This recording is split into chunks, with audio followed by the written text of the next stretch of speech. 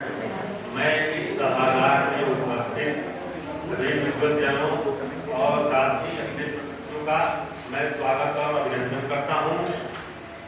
आज जो है बहुत ही महत्वपूर्ण दिन है और कल भी रहेगा, लेकिन हम जो एकत्र होकर के इस विषय पर चर्चा कर रहे हैं वो जो है हमारे लिए जो लाभदायक है कि हमारी आने वाली पीढ़ियों के लिए भी प्रेरणा का स्रोत रहेगा, उनके लिए ज्ञान वर्धक होगा और उनके जीवन में काम आएगा। तो जैसा कि हमारा टॉपिक है आज का, भारतीय ज्ञान प्रणाली में पर्यावरण और पारिस्थितिकी।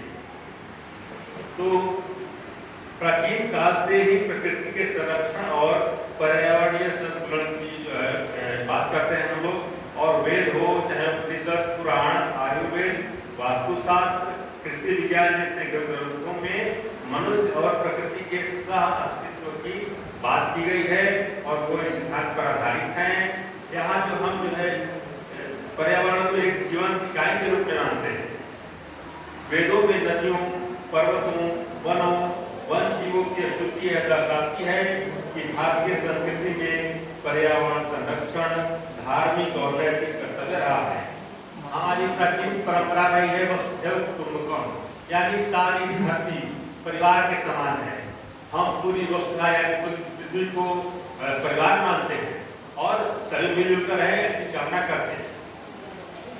और आगे आप देखें तो हम देखते होंगे कि या कई बार चर्चा में सुनते हैं, पुस्तकों में पढ़ते आए हैं कि क्षितिजल पावक गगन समीरा पंच रचित अधम शरीरा।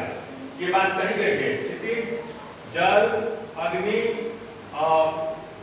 पृथ्वी, आकाश यानी 5 तत्वों से मिलकर हमारा ये शरीर बना हुआ है और फिर इसी मिट्टी में विलीन भी हो जाता है। लेकिन हमारी परंपरा बताती है, हमारे ग्रंथ बताते हैं, हमारी संस्कृति बताती है कि मानव जीवन जो है एक जीवन का अंत होना, मानव जीवन का अंत होना नहीं है, बल्कि ये आत्मा जो है अजर अमर है और ये सदियों तक चलती रहती है। आत्मा अमर है और केवल शरीर जो है अपना बदलती रहती है। तो जो ज्ञान है वो आत्मा में संचित रहता है। और आज पर्यावरण में जो आभास देख रहे हैं वो कई रूपों में दिख रहा है। जैसे ग्लोबल वार्मिंग की बात कर लें, जलवायु परिवर्तन, भौगोलिक असंतुलन, ये सभी जो है हमें सोचने के लिए मजबूर करते हैं। और सरकार द्वारा समय पर नीतियां भी बनती रही हैं, लेकिन हम सभी को जागरूक करना होगा और किस तरह हम अपने पर्यावरण की रक्षा कर सकते हैं इस पर हमको ध्यान देना होगा, विचार करना होगा और कार्य करना होगा। हम जानते हैं कि हमारे लिए ऑक्सीजन का स्रोत क्या है, ये पेड़ पौधे ही हैं। अगर ये पेड़ पौधे ना हो तो हम भी नहीं रह पाएंगे, मानव जीवन का अस्तित्व समाप्त हो जाएगा। ये पेड़ पौधे ही हमको ऑक्सीजन देते हैं जो हमारे लिए जीवनदायिनी है और हमारा जीवन सही ढंग से चलता है।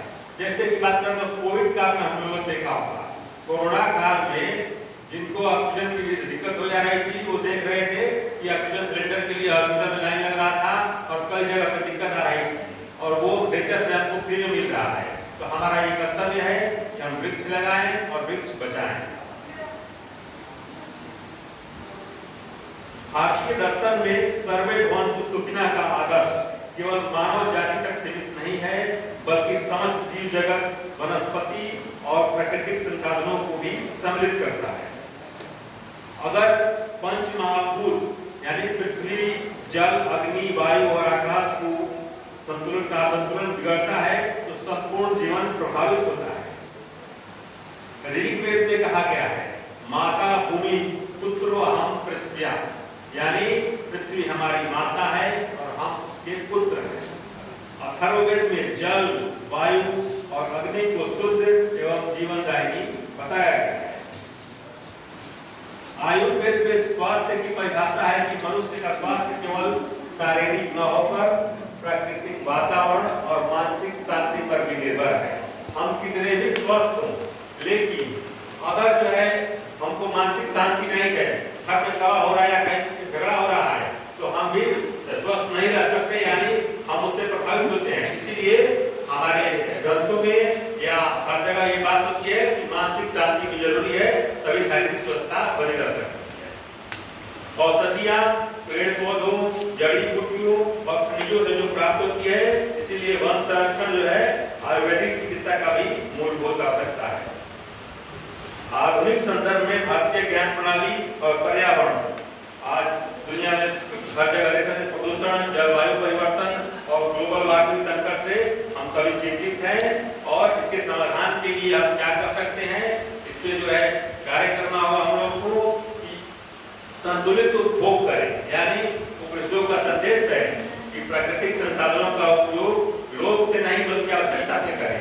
जितनी आवश्यकता हो उतना ही उपयोग करें। तो ये प्रकृति जो है हमें जो है वरदान के रूप में वरदान देती रहेगी हमेशा। लेकिन हम जब अंधाधुंध दोहन करते हैं प्राकृतिक संसाधनों का तो वो हमारे लिए नुकसानदायक होगा। बल्कि हमें चाहिए कि जितनी आवश्यकता हो उतना ही उपयोग करें। और भारतीय ज्ञान प्रणाली में पर्यावरण और प्रकृति का दृष्टिकोण केवल वैज्ञानिक नहीं बल्कि दार्शनिक, आध्यात्मिक और सांस्कृतिक भी है। प्राचीन ऋषि मुनियों ने प्रकृति को देवत्व प्रदान किया और उसे मानव जीवन का आधार माना। आज जब पृथ्वी पर्यावरणीय संकट से गुजर रही है तो भारतीय ज्ञान परंपरा हमें सिखाती है कि प्रकृति का संरक्षण केवल कर्तव्य ही नहीं बल्कि अस्तित्व का